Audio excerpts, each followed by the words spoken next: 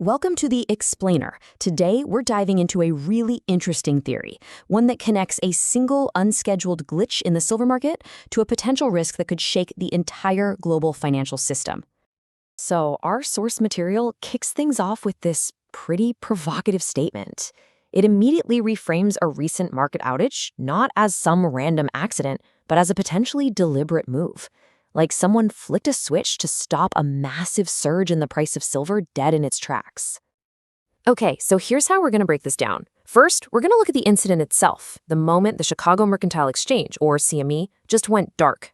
Then we'll get into the weird world of paper silver versus actual physical metal. After that, we'll zoom out and look at what the source calls a growing global loss of trust. And finally, we'll explore what this all might mean for a potential financial reset. All right, so our story starts with the CME Group, which is the world's largest financial derivatives exchange. At a moment of really intense pressure on the silver market, it just stopped, completely froze. The big question the source is asking is, why then? So let's walk through the play-by-play here. You've got silver prices surging. Physical demand is through the roof, and that means inventories are getting super tight. And right at that critical moment, the entire global derivatives market for gold, silver, and oil just goes offline for 10 hours. The official reason they gave? A cooling issue. But our source points to that timing and says, that's a bit more than just a coincidence. They're suggesting this outage conveniently stopped a huge wave of delivery demands that could have exposed a really big secret, that the physical silver people were demanding just wasn't there.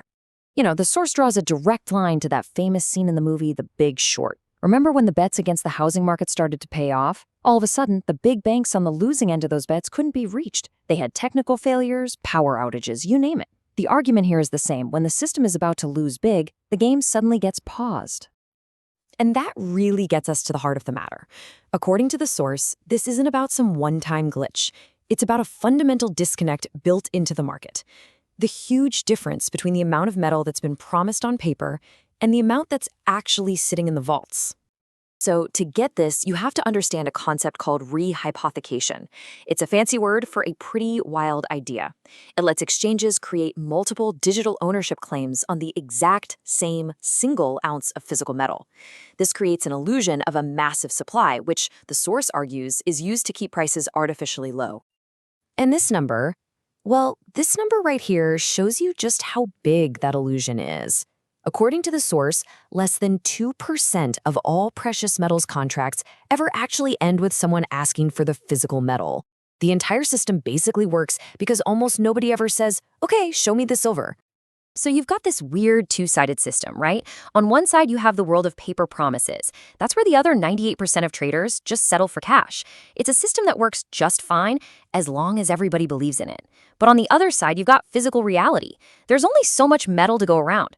The source says this is exactly like a classic bank run. The bank is totally stable, right up until the moment everyone rushes to the counter and demands their cash, or in this case, their metal, all at once. Now, according to our source, this isn't just a theory anymore. They argue that we're actually seeing the cracks start to appear in real time.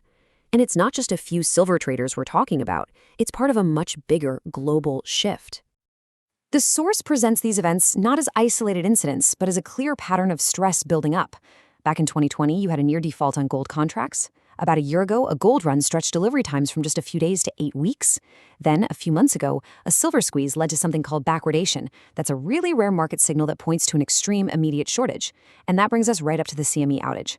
Each event, the source argues, shows the system is cracking under the strain. By the way, if you're finding this breakdown interesting, please take a quick moment to like and subscribe. That way you won't miss any of our future explainers. And look, it's not just weird things happening in the markets. We're seeing whole countries take real steps to get their hands on their physical assets. China is building up its own gold exchange as an alternative to the West, and its silver inventories just hit a 10-year low. Meanwhile, you've got a growing list of central banks, Germany, India, and now Italy, demanding that their physical gold be shipped back home from vaults in places like London and New York. This is seen as a huge signal of a breakdown in trust.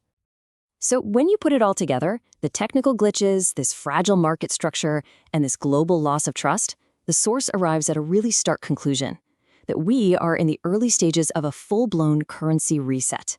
So let's look at what they say comes next. The core idea here is that when the dam of paper promises finally breaks, a violent repricing of physical gold and silver is pretty much inevitable.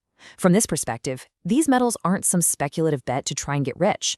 They're financial insurance, a way to protect yourself against the failure of the current financial system. It's also really important to understand the different jobs the source gives these two metals. Gold is positioned as the ultimate way to protect your wealth. Its job is to hold its value through a reset, so you can make big purchases like real estate on the other side.